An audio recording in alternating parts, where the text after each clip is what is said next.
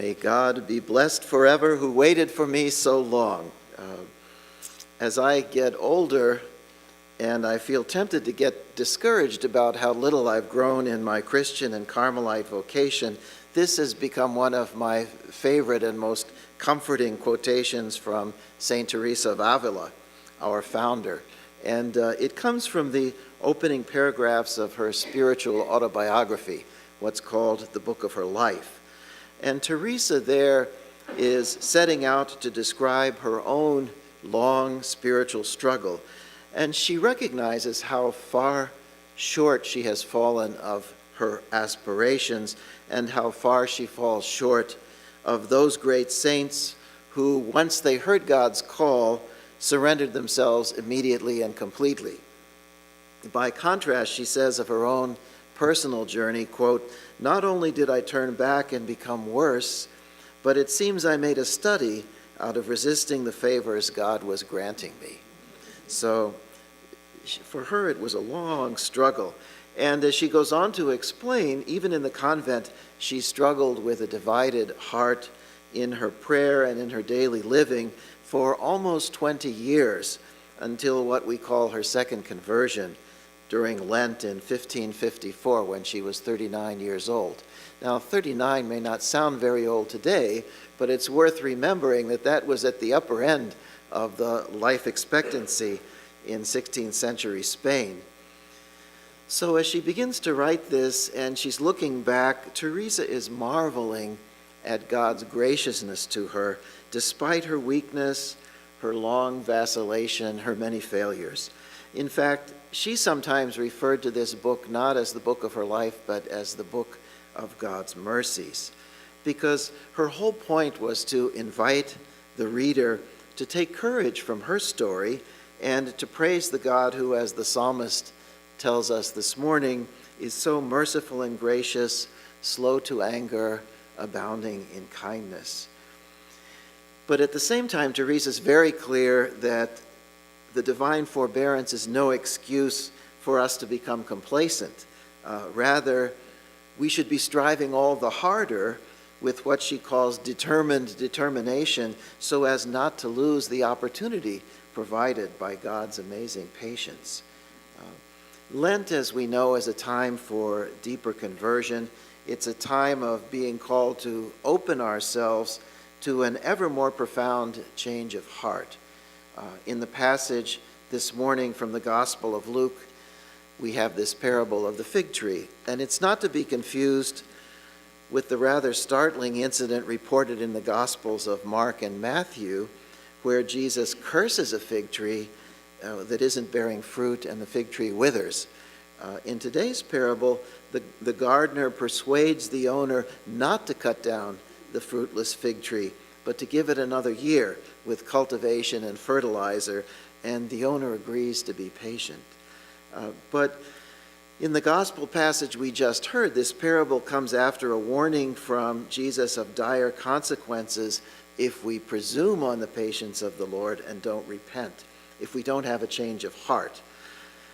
And it's interesting, in fact, Jesus doesn't explicitly say that God will inflict the dire consequences on us. Perhaps it's not so much a matter of divine punishment, but of warning us about the ultimate results of our own hardness of heart. Jesus mentions, for example, incidents in his own day. A group of Galileans at that time, perhaps political agitators, who were killed by Pilate while they're in the middle of making religious sacrifices, or another group killed by a falling tower. And I'm reminded of my time in Kenya, where there were several killings due to political corruption and a number of apartment buildings that collapsed with many fatalities because corrupt construction companies had cut corners. And people were asking the question, why does God allow this? And did somebody put a curse on the victims? In Kenya, where if something bad happens, everybody assumes that it must have to have been a curse that caused it. But of course, no supernatural explanation is really needed, because the true cause lay rather in the hardness of the human heart. And I can easily imagine if Jesus were walking around in Kenya today, he might be warning the people that they could all perish in the same way if there's no change of heart and no change of behavior. And similarly, if he were walking among us today and speaking to an American audience, he might say, do you think those people who died in the tornadoes recently or in the flooding in the Midwest, were they any more deserving of death than anybody else? But I warn you, more people will perish, we'll all perish, unless you get serious about climate change. Nowadays we realize that individual moral and spiritual conversion is not enough, that we need a societal change of heart. But that's very difficult, and it takes a long time.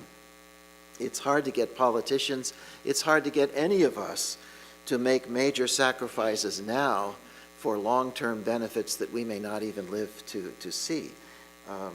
But the good news is that change is always possible, because like the owner in the gospel parable, God is patient and God doesn't give up on us. In the first reading, we have the account of God calling Moses on Mount Sinai and commissioning him to lead the people from slavery to freedom. Now, I'm not sure why that particular passage was chosen to go with today's gospel, except that, vegetation plays an important part in both.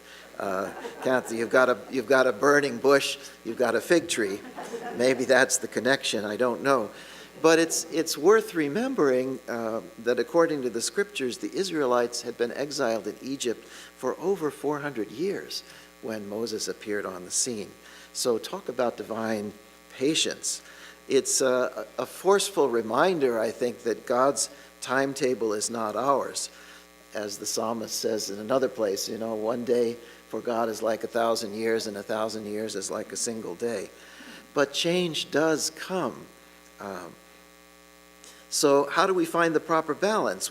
Working for change in ourselves and in the world around us, but without getting discouraged by our slow progress and our seeming lack of results. The late German theologian Dorothy Suhl, I'm not sure I pronounce it well, it's German. How did I do, Monica? Dorothy Suhl, okay. She used to talk about the need for what she called revolutionary patience. She realized, for example, that for oppressed people, they're understandably skeptical of calls for patience when it comes to affirming their rights and overcoming the wrongs that have been done to them. As we often hear, justice delayed is justice denied. So, there's that side to patience. But realistically, when change doesn't come as quickly as we would hope in ourselves or in the world around us, we need to be able to persevere without becoming apathetic or cynical or full of destructive rage. As one author puts it, we need both a sense of urgency consistent with the size of the problems we face and a resilience that meets setbacks and defeats with the hope and determination to remain in the struggle for the long haul. And St. Teresa, coming back to her, says much the same thing to those who, as she puts it, want to journey on the royal road to heaven and continue until they reach the end, which is to drink from this water of life. She says they must have a great and determined determination to persevere until reaching the end, come what may, happen what may, whatever work is involved, whatever criticism arises, whether they arrive or whether they die on the road, and even if they don't have the courage for the trials that are met, or if the whole world collapses. The time will come, she says, when you will understand how trifling everything is next to so precious a reward. That's from The Way of Perfection, chapter 21. So today we're invited, I think, to recommit ourselves to personal and social conversion without getting discouraged by our slow progress. God is patient. God gives us time. May God be blessed forever, who waits for us so long.